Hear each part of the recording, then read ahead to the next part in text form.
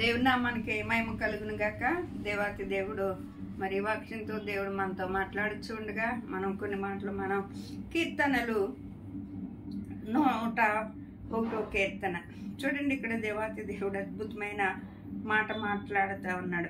నా యొద్ద నివసించినట్లు దేశంలో నమ్మకస్తులైన వారిని నేను కనిపెట్టుచున్నాను అంటున్నాడండి. నిర్దోష మార్గమందు నడుచువారు నాకు పరిచారకులు అగుదురు అంటున్నాడు. చూడండి, ఇక్కడ దేశంలో నమ్మకస్తులైన వారిని దేవుడు ఏం చేస్తున్నాడంటే ఎదుగుతూ ఉన్నాడంటండి. దేవుడు ఎదుగుతూ ఉన్నాడంట, కనుగొంటూ ఉన్నాడంటండి.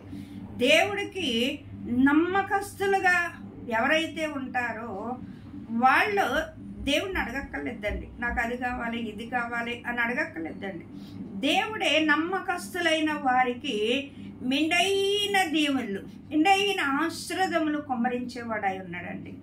మనం దేవుణ్ణి ఎంతసేపు చూసినా మనం దేవునికి ఇష్టలుగా జీవించడం మనం నేర్చుకోలేము కానండి. ఇంకెంతసేపు చూసినా దేవా నాకు అది కావాలి, ఇది కావాలి, అది ఇది ఇలాగ అడుగుతూ ఉంటాం. కానీ దేవుణ్ణి అడగొచ్చు, అడగమనే దేవుడు చెప్పాడు. అడుగుడే ఇవన్నీ ఎదుగుడే దొరికి తట్టుడే తీస్తానని దేవుడే చెప్పాడు. అయితే అడిగేటప్పుడు మనం ఎలాగుండాలి ముందు అంటే మనం దేవునికి నమ్మకస్తులుగా మనం జీవించేవారిగా ఉండాలంటండి.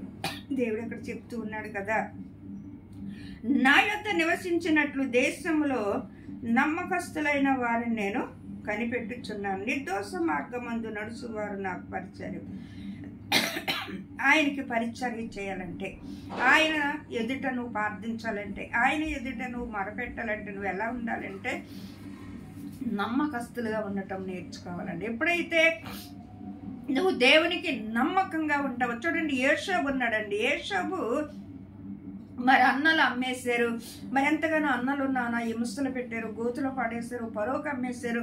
పరో భార్య కూడా నానా హింసలు పెట్టి నన్ను సేవించన్నది, నాతో స్నేహం చేయన్నది.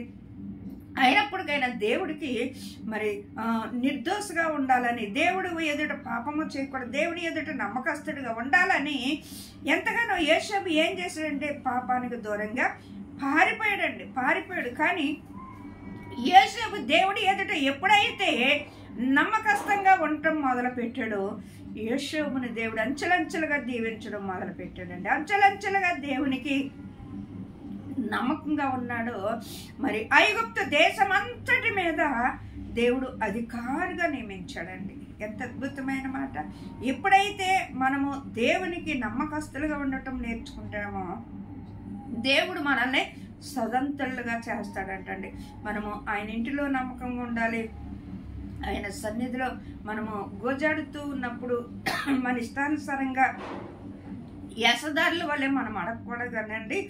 దేవుని ఎదుట ప్రభా నీ చిత్తమేమైంది, నీ ఇష్టమేమైంది నా జీవితం, నేను ఎలా ఉండాలనుకుంటున్నాను అలాగా నడిపించు ప్రభా అని దేవుని మనం అడిగేవారిగా ఉండాలి. అప్పుడు దేవుడు మనల్ని ఆయనకి ఇష్టానుసారమైన మార్గంలో మనల్ని నడిపించేవాడిగా ఉంటాడండి. దేవాతి దేవుని ఎదుట నమ్మకస్తులుగా మనం ఉన్నప్పుడు దేవుడు సహేసకరమైన ఆశీర్వాదాలతో మనల్ని ఎదుర్కొంటాడండి. మనకేం కావాలో అన్నీ ఆయన బాధ్యత తీసుకుంటాడు. మన భారాన్ని ఆయన భరిస్తాడు. మనకున్న ప్రతి సిక్కుల నుండి, మనకున్న ప్రతి ఇరుకుల నుండి, మనకున్న ప్రతి ఇబ్బందుల నుండి ఆయన మనల్ని విడిపించేవాడుగా ఉంటాడు. నా కుమార్తె నా ఎదుట ఎంతో నమ్మకస్తులుగా ఉంటుంది, ఎంతో యథార్థంగా బ్రతుకుతుంది, ఎంతో నీతిమంతులుగా పడుతుంది, ఎంతో నిజాయితీ పరులకు పడుతుంది, ఎంతో నిర్దోషమైన మార్గంలో జీవిస్తూ ఉందని దేవుడు నీపైన కనికరింతో పడతాడు, నీపైన దయ చూపిస్తాడు, నీపైన జాలి పడే నువ్వు అడగకముందే నీ అక్కర్లన్నీ తీర్పుతాడండి ఆయన. దేవుని ఎదుట నమ్మకస్తులుగా ఉంటున్నావా? దేవుని ఎదుట యథార్థంగా బ్రతుకుతున్నావా?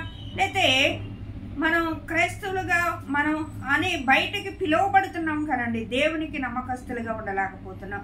బయట అమ్మాయి ఇవిడ దేవుని నమ్ముకుంది, ఇవిడ క్రైస్తవురాలు అని బయట పిలిపించుకునే గుణ లక్షణాలు కలిగి మనం ఉంటున్నాము. కానీ దేవుని ఎదుట మనం నమ్మకస్తులుగా ఉన్నామా?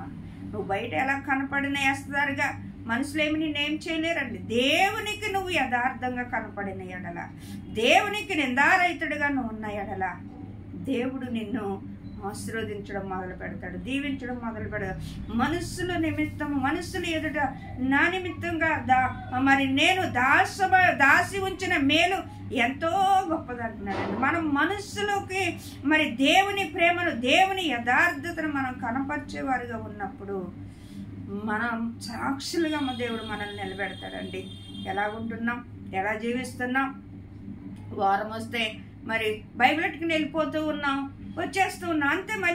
మళ్ళీ దేవునికి ఇంకా మనం ఎలా ఉన్నా పర్లేదు అనుకున్నాం కాదండి. దేవుడు వారానికి 7 రోజులు ఇచ్చాడు. 7 రోజులు కూడా మనం దేవునికి నమ్మకంగా ఉండాలి.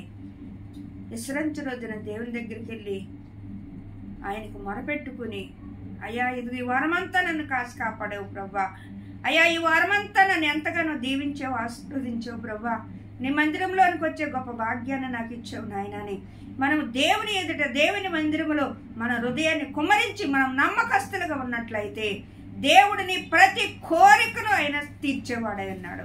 నీ ఆలోచన యావత్తు ఆయన సిద్ధింప చేసేవాడై ఉన్నాడు. దేవాతి దేవుడు అంటున్నాడు, నీ భారము యెహోవా మీద మోపం, అప్పుడు ఆయన నీ మార్గములు సరళము చేయను అంటున్నాడు. అవునండి, మన మార్గములన్నీ ఆయనకు అప్పగించినప్పుడు, మనం ఆయన ఎదుట నమ్మకస్తులుగా ఉన్నప్పుడు, మనము ఏది కావాలని మనం అడగక్కర్లేదు. కానీ ప్రతి సమయంలో మనకి ఏది కావాలో ఆయనకి, మనకంటే ఎక్కువగా ఆయనకి బాగా తెలుసండి. మీరు అడగకముందే మక్కర్లో మీ కొదువులన్నీ నేను ఎరిగి ఉన్నాను అంటున్నాడండి దేవుడు. మరి మనం కూడా దేవుని ఎదుట నమ్మకస్తులుగా ఉన్నట్లయితే, దేవుని ఎదుట యథార్థంగా ఉన్నట్లయితే దేవుడు మన జీవితంలో గొప్ప కార్యాలు చేయటం మొదలు పెడతాడండి. మరి దావీదు దేవుని ఎదుట ఎంతో నమ్మకస్తుడిగా ఉన్నాడండి. దేవుడి ఎదుట దావీదు ఎంతగానో